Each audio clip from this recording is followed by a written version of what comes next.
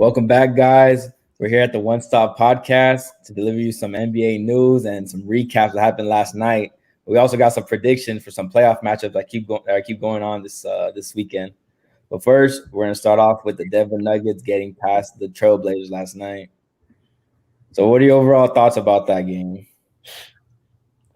From the beginning, I thought it was the Blazers' game to lose, and so in every game previously in the series, the team who had the most points after the first quarter won, and the Blazers had the most. They were up at the first quarter, so I was like, "Oh, it's a for sure. We're going to Game 7." And Jokic looked pretty bad in the first half, and then he kind of just turned it on. He never panics. It always looks like he's just doing his thing, and then he dropped 36, and it was like no big deal. And when Jamal Murray went out, I was like, okay, Denver's getting bounced in the first round probably, but they look like a real team again. Monte Morris has stepped up. Michael Porter Jr. had a big half. He didn't really do anything in the second half, but they're going to be a tough team to beat 4 times, I think. Yeah, and I think Nikola Jokic showed why he was the MVP yesterday. Obviously, we have to give credit to Damian Lillard. I think he was the best player in this series by a bit. But there's a lot of speculation now about what's going to go on in Portland. I mean, people are already speculating that Dame could be out. I don't think he will. There's talks about Terry Stotts and where he might be going in the future if he's going to stay in Portland. His future's uncertain. So a lot of talk about whether Portland's about to get blown up or if they're going to try and keep going with it. But it was a good series. It was a lot of fun. I thought these teams were very well matched, but I think the Nuggets showed a lot by being able to come out of here in 6. I thought it was a pretty convincing Game 6 win. And like you said, Jokic, great half from him, and he showed why he was the MVP last night. Speaking of Jokic, the thing that I loved about Jokic was he wasn't looking to pass as often. He was actually getting in the post, putting his shoulder in either to Nurkic or Covington or Carmelo, whoever was on him. He always went to work, but when he needed the pass, he made the pass.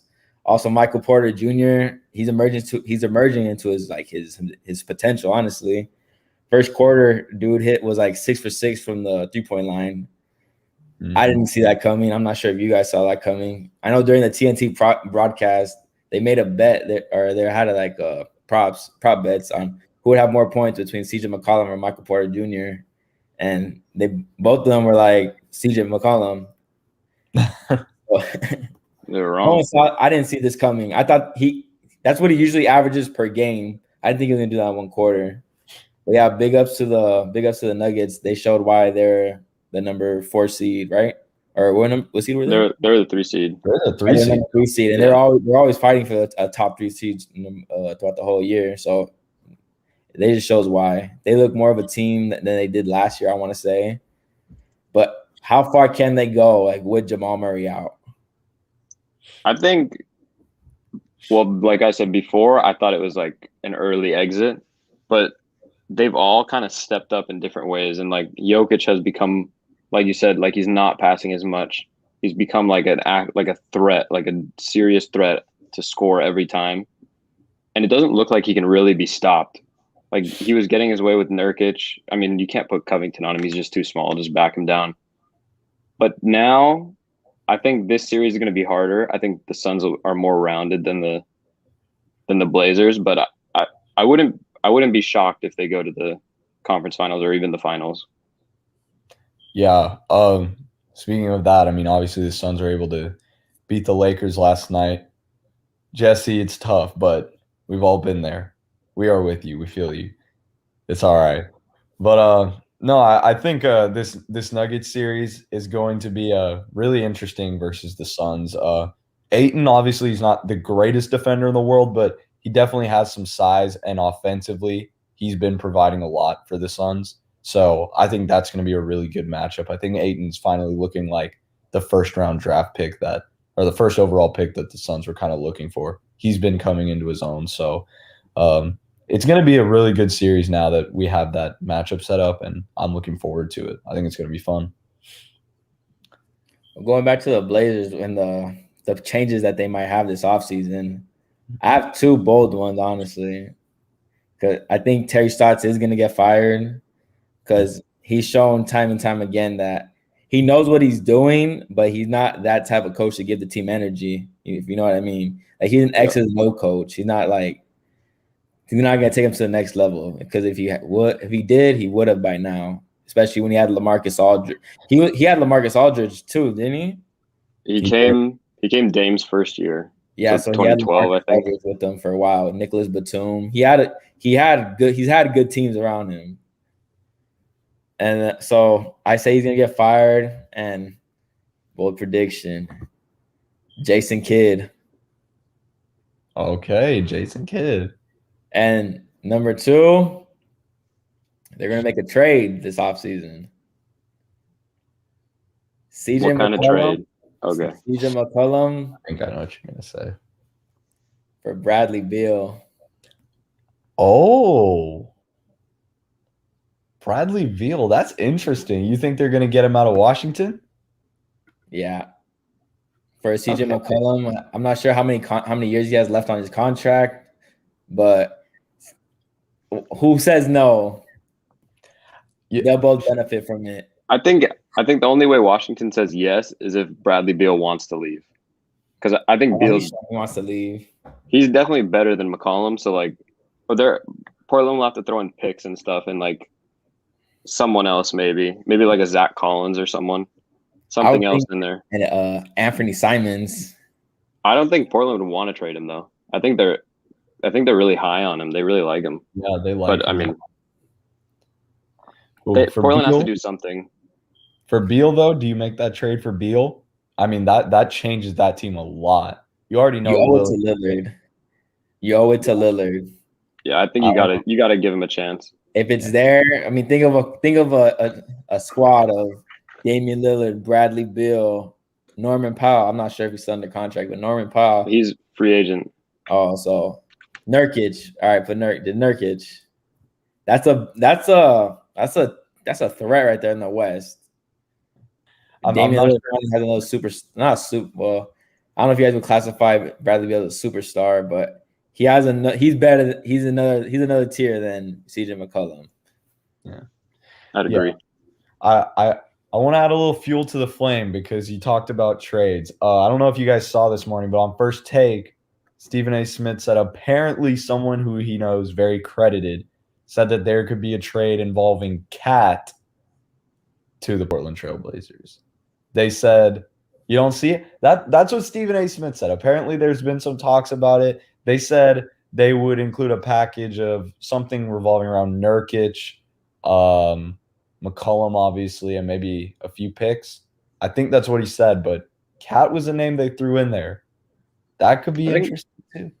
I think that's a lot for Cat. I mean, Cat is really good. That team, like since he came back to play, the Timberwolves looked a lot better. Obviously, they're not a good team, but they started winning a lot more games when he came back. I don't see Cat like I like Nurkic because he can be a bully. I can't see Cat doing that. I see Cat more of on the perimeter, like modern day bigs. Like if they get a big, like Nurkic, honestly is like the perfect big for them. But they also have that. They already have the core of D'Angelo Russell, Anthony Edwards, and Cat right there. Yeah, you want to blow that up? I mean, because they already blew up quite a couple of very young cores, but I don't know. It'd be pretty guard heavy in Minnesota then. Yeah, with McCollum. But going into our next topic, my Los Angeles Lakers are out. Out of the first round, they lose game 6 to the Phoenix Suns. And I wouldn't say humiliating fashion as game 5, but it was a tough loss. I'll let you guys go first, and I'll give my take. I mean, the Suns led the whole game. That pretty much tells the whole story. Anthony Davis decided to play with the injured groin, and he looked wounded the whole time. Every time he stepped wrong, he'd like grimace. So I don't know what the doctor said. I wouldn't think they would have allowed him to play if he was that hurt, but luckily it didn't re-aggravate it too heavily. But the Suns look like a team. I'd be scared to play them. Yeah, I mean, credit to the Lakers and LeBron. I think he tried to do everything he could. We still don't know how much exactly that ankle injury was bothering him, but credit to Anthony Davis for trying to at least come out there and play a little bit, obviously, when he was in so much pain. He understood the situation, but I'm just shocked that he got cleared to play, honestly. The medical staff, it's their job to decide if a player is ready or not. Clearly, he wasn't healthy enough, and you know, it's unfortunate that he has that groin injury. Obviously, hoping for the best, but the Lakers, man, it was tough. I was rooting for them last night. I was hoping for a Game 7 because this was a really fun series. But bottom line is the Suns were just too good, and Devin Booker in particular, he had 22 points in the first. He wasn't missing anything. He was 8 and 9, had like 6 threes. I mean, it seemed like every time LA was just inching back in, he would kind of hit a shot and it would kind of deflate the run. It would kind of kill the momentum. So he was a killer last night and, ended with 47. So credit to them, to the Suns. They look great. Chris Paul, I think, will be hopefully healthy by the time the second round starts. I think his shoulder's getting a little better. And, Ayton is still there, and Booker probably had his best playoff game ever. So credit to them. But Jesse, my man, let it out. We're here for you. As a Laker fan, honestly, it hurt because we went out like that on our home floor. My thought on the whole AD situation, but even before the game started, my first thought was, don't have him out there if he's gonna hurt himself more. Like, I'd rather have him like ready and get ready for next season rather than hurt him more this year. Because if it was a strain that he had, groin strain, like if he tore it, that's 6 months. Like, you're shelved for 6 months. We don't need that. So I don't know. I understood why he wanted to play and why he got the green light. But you gotta think longevity right there. And that was just a testament to how our season went, honestly. Injuries, people out of the lineup. We never got to see the full potential of this team on a consistent basis. There's a lot of movement in and out parts. And as a basketball fan, like as a logical Laker fan, I'm glad we lost so we can get healthy. We see what we need in order to get back to championship status, because the complete rehaul of what our team was this year compared to the championship squad were two completely different teams. You could tell like right from the court. The 2020 squad was more of a team, like they were all together. They had shooters and Danny Green, Kentavious Caldwell-Pope, others. I can't remember off the top of my head. Quinn Cook. Whereas this year, we had names, but they didn't produce. Whereas last year, we had guys who were like proven veterans who've been there, done that. And I think that just hurt us in the end. So I'm excited to see what we do this offseason to get things right and get back to the top. Because Le GM and Rob Pelinka are gonna do something. What do you think the Lakers have to do? Like, what's their step-by-step process? It looks like Schroeder's on the way out. We gotta get physical again. We need that physicality that we had. We need like a Dwight Howard. Because if you had a Dwight Howard and JaVale McGee down there beating up Ayton like they did to Jokic last season, he's not producing that. We had no one on the squad who could frustrate someone. That literally was our thing. We didn't have someone who gets under the opponent's skin like Rondo, like Dwight Howard, like Morris did it last season. I think did it more last season than he did this season. So we need to get back to that grit and grind, like that. We're not afraid to get dirty. We're not afraid to like play rough, because we were more finesse this year, if anything. Correct me if I'm wrong, but did you guys really have like a true third option this year? Unless you consider that Kyle Kuzma, which I wouldn't. I bet the third option was Schroeder. It was Dennis Schroeder was our third option, but I don't know. I didn't feel like it was consistent enough because obviously in the playoffs he struggled. So that's what we need a third star. And I think yeah. GM, if you're hearing me, get me Damian Lillard. I don't think there's any way. I don't know how they're gonna do it. I hope it'll be in a package for Kuzma. Something around Kuzma. They would have to trade everything. They have Kuzma, THT, everybody. Yeah. But here's a question for you, Jesse. What was the point of signing Montrezl Harrell? They didn't use him. That's coaching. The one thing that killed us this playoff round, honestly, if I'm being truthful, paint buckets and energy. That's what Harrell's supposed to do, though. He's supposed to be the energy guy that just goes and dunks. I could not understand for the life of me why he wasn't playing. I didn't understand. I have no clue, honestly. Ugh, tough. But hey, there's always next year, man.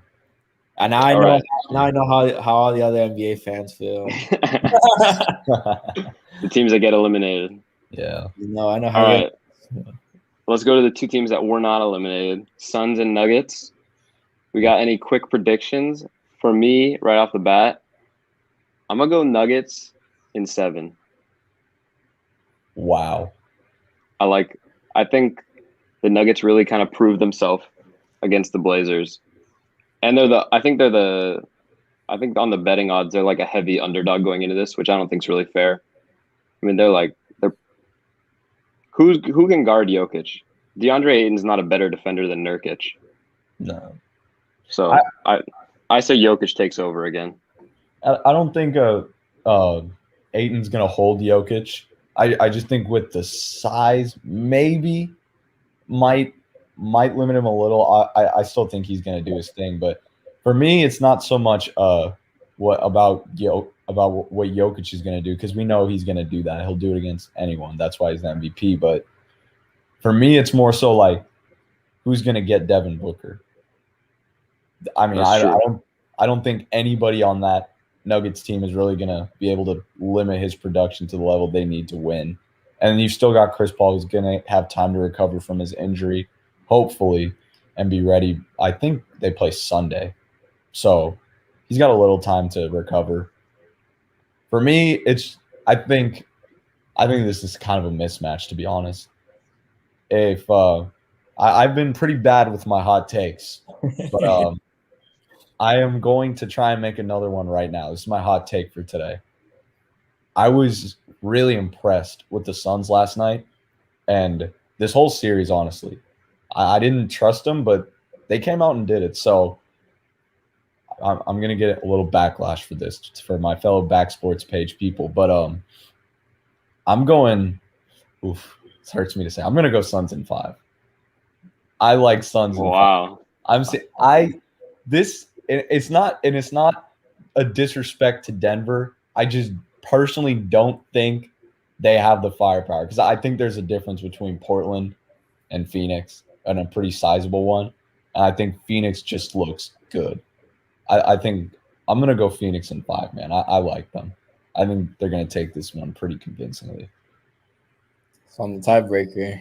The decider. I'm going with Pravat. Suns in 6, though. Suns in 6. Right. And the whole thing with Jokic is not going to be Ayton guarding him. Oh. It's going to be Jay Crowder. Do you think he can stop him, though? No way. He's not going to stop him, but he's going to frustrate him.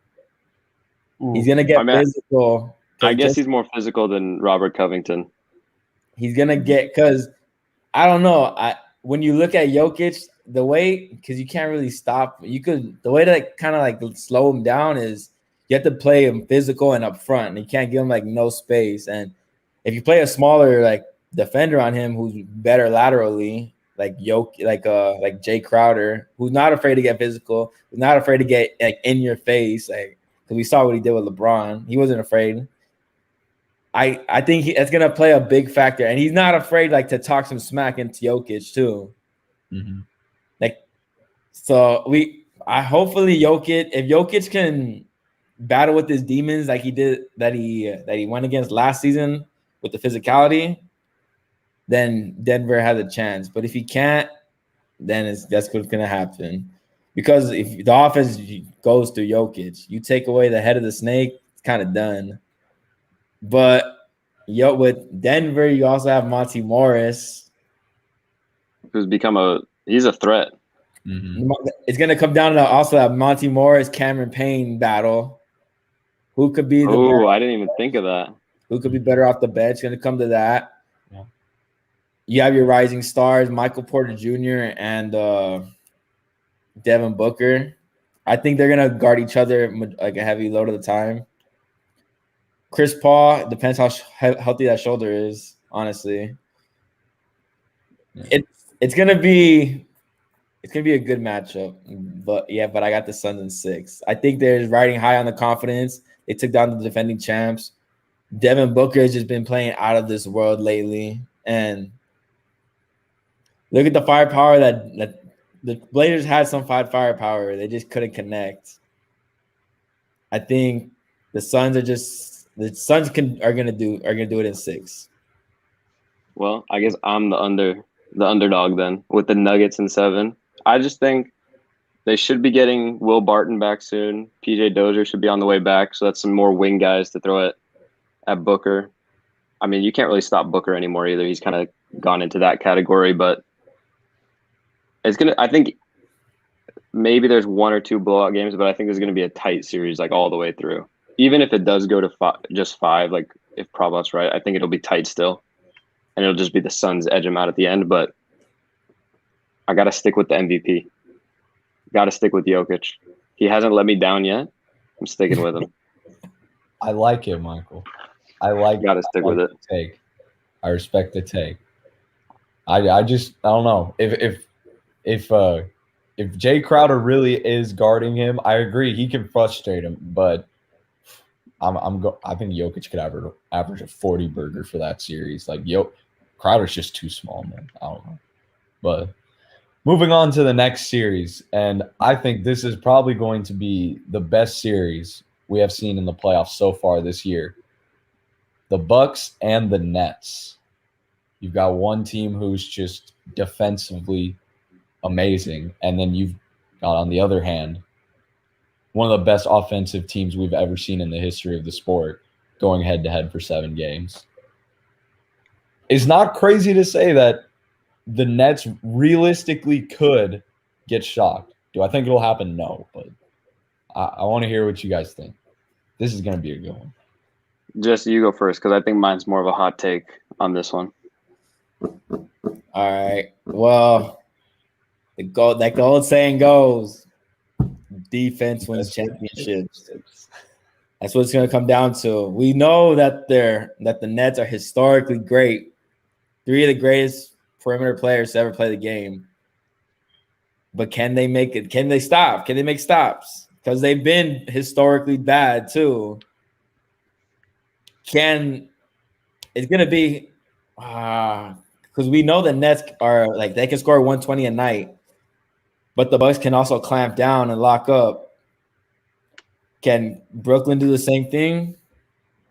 I'm not 100% sure. And like I said the other day when we discussed this earlier, I'm looking at, I forgot who I said who's gonna guard. Who did I say was gonna guard Kevin Durant? I think you said Giannis is guarding Harden. Yeah. Oh yeah. And then Middleton on Durant. Yes. You take out Harden, I think if you take out Harden, it's gonna do a good amount of damage. It's gonna do a lot of damage, a good amount of damage if you take out Harden, because they honestly don't have a point guard. We've seen the struggles that Kyrie and KD had when they didn't have a point guard, a true point guard. So I start the Bucks. Drew Holiday's gonna have a good game. It's gonna come down to can Brooklyn make stops, because we know Milwaukee can. I mean, I'm going with the Bucks too. just because their defensiveness, and they look like such a better team than last year. Just like they have, I think it was on TNT. They said they got like 3 dogs now. They have Drew Holiday, PJ Tucker, and Bobby Portis, and they also got Bryn Forbes, like super underrated, to come in and drain some threes.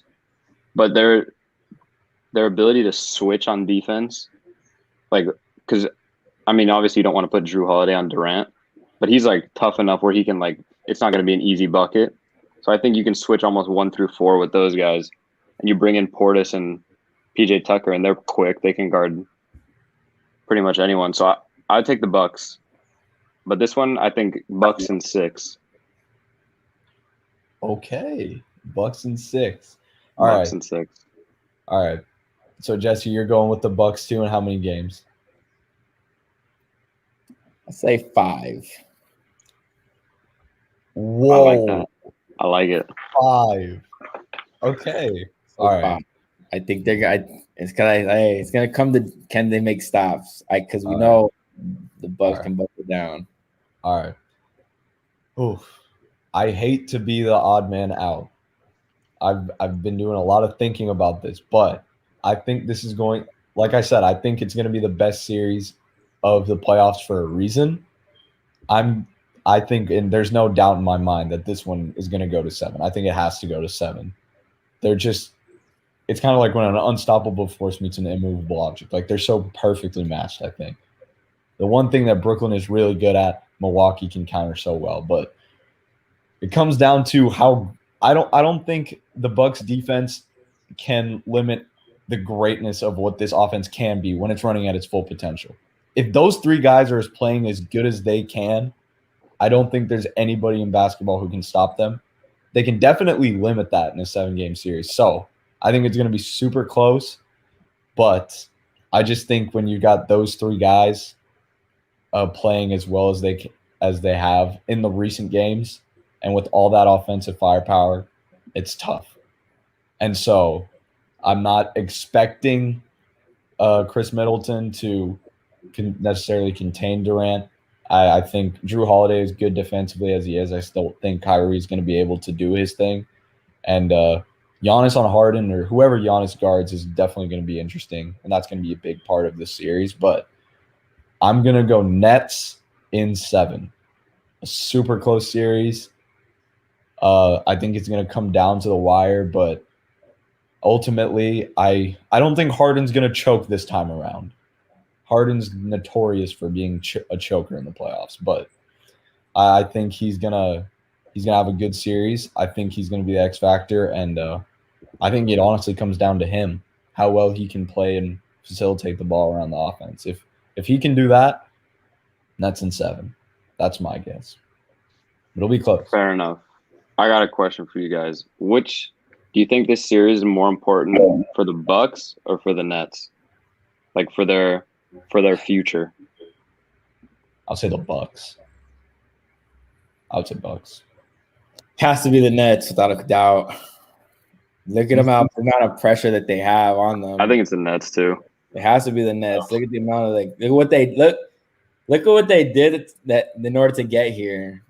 They got 3 of the top 10 players in the NBA. 3 of the best, one of the best all-time perimeter players in the NBA history. Just to get to this final. Let's get to the finals. Like there's no if it would have been KD and Kyrie, then conference finals probably would have been all right. Like that would have been the ceiling. But you had James Harden, 2 former MVPs, and then Kyrie, who's like spectacular in his own right. It's always championship or bust with that. It doesn't matter. It doesn't matter if you need a gel right away or gel. It's you got to produce right away. Yeah. The only reason I say Bucks is I know Giannis just signed that huge 5-year, and so obviously he's going to be stuck in Milwaukee for a while. I don't see him demanding a trade or anything, but if they can't do it again this year, I think something is going to change with the Bucks. I'm not sure what that's going to be, but there's been so many years now where people have been talking about the Bucks contending and getting there, and if it's not necessarily a bad thing to lose to the Nets, but I just think that there's a lot riding on the series for both teams, but I can see it either way because I still think Brooklyn's going to be there next year. But I agree, Jesse. It'll be pretty disappointing if they can't move on. But I just say Bucks because of what's been happening in the past, and this is Brooklyn's first year. But I got one thing. So I was looking at some stats to see like how did Giannis play against the Nets this year, and dude balled out. So the first time they played each other, January 18th, when the season kind of debuted, 34 points, 7 assists, 12 rebounds. That was game 1. Game 2, May 2nd, 49 points, 4 assists, 8 rebounds. The third game, 36 points, 4 assists, 12 rebounds. They were all wins. Oh, they won all 3? Hold on, let me check this. Yeah. Oh, they lost the first one, but that was without James Harden.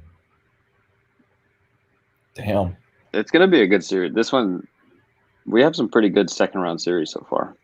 Yeah, I'm looking forward to it. If Giannis could just go off and try to find a way to counteract James Harden, then I think they have a big shot to do it. Definitely. So now let's go to our last game of the night. We got Pravad's Dallas Mavericks versus the Los Angeles Clippers. Can Luka do it? Pravad, I'm gonna let you start it off. What are your thoughts on tonight? Your predictions? Is it over?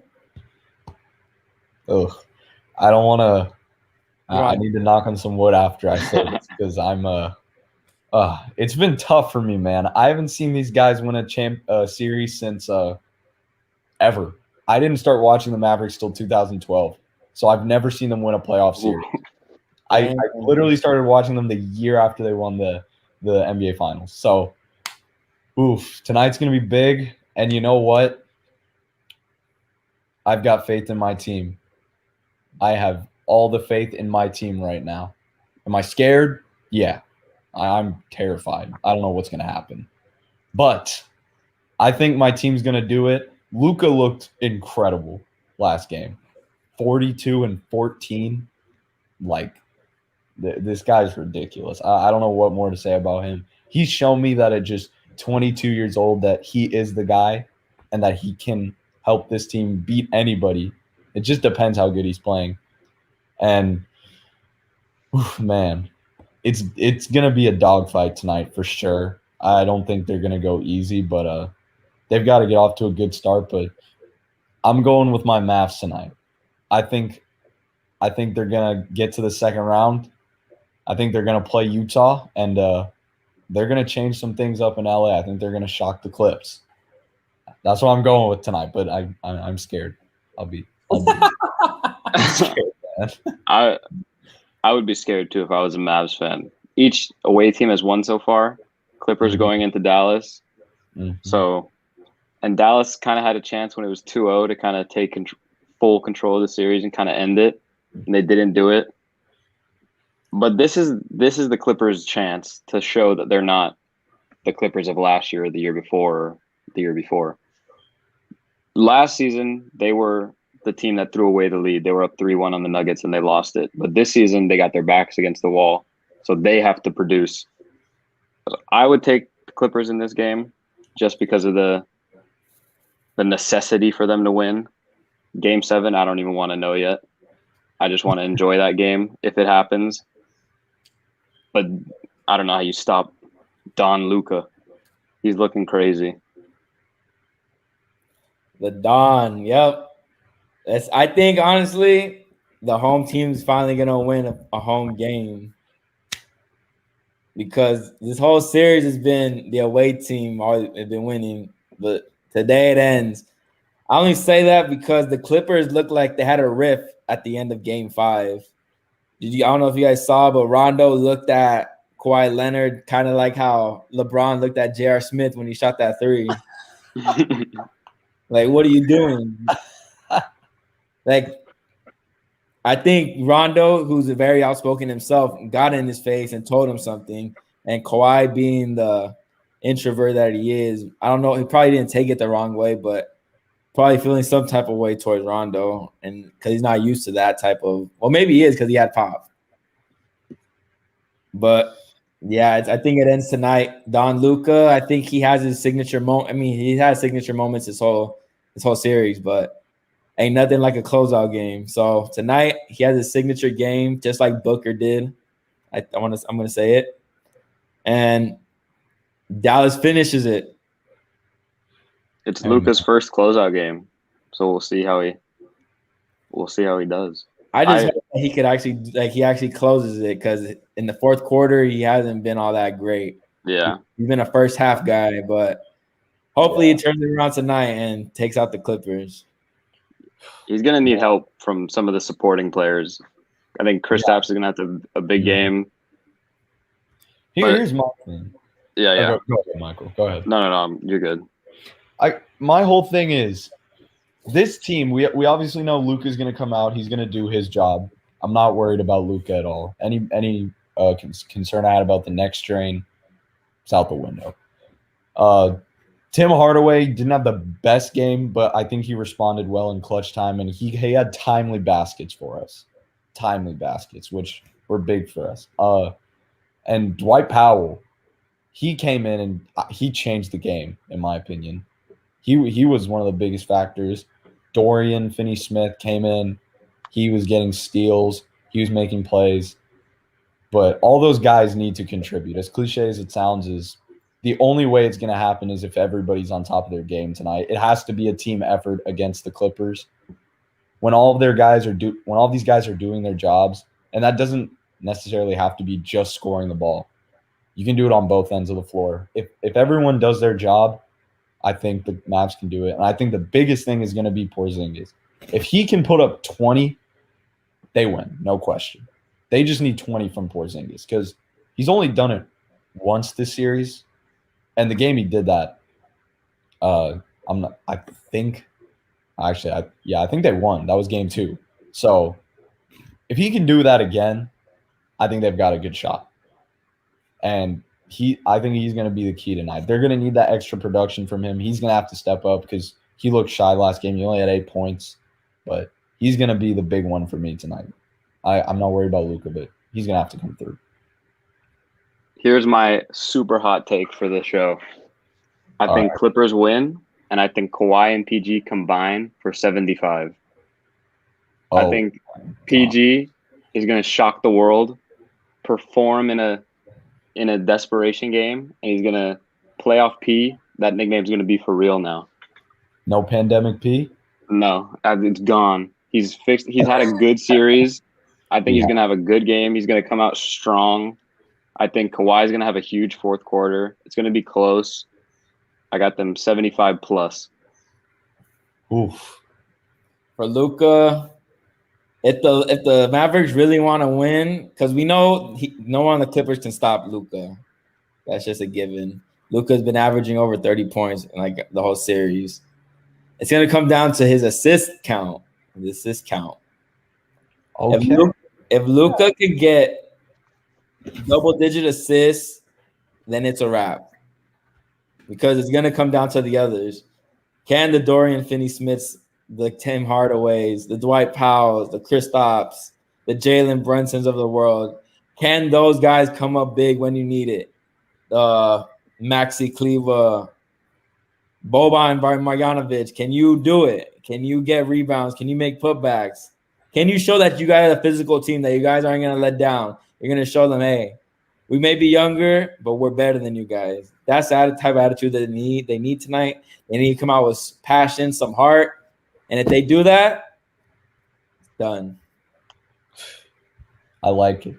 I like it a lot.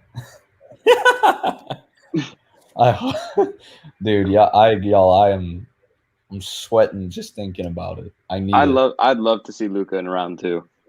I would. He's just so fun to watch. I want to see him keep going, but I'm sticking with my pick, Clippers. I need him, man. I'm down bad with the sports recently. I'm down tremendously. I need it. Well, all right, guys. Thank you for tuning in to One Stop. It's been a pleasure. We'll come back again next week, and we'll see if any of our hot takes are true or not. See you guys. Have a good one.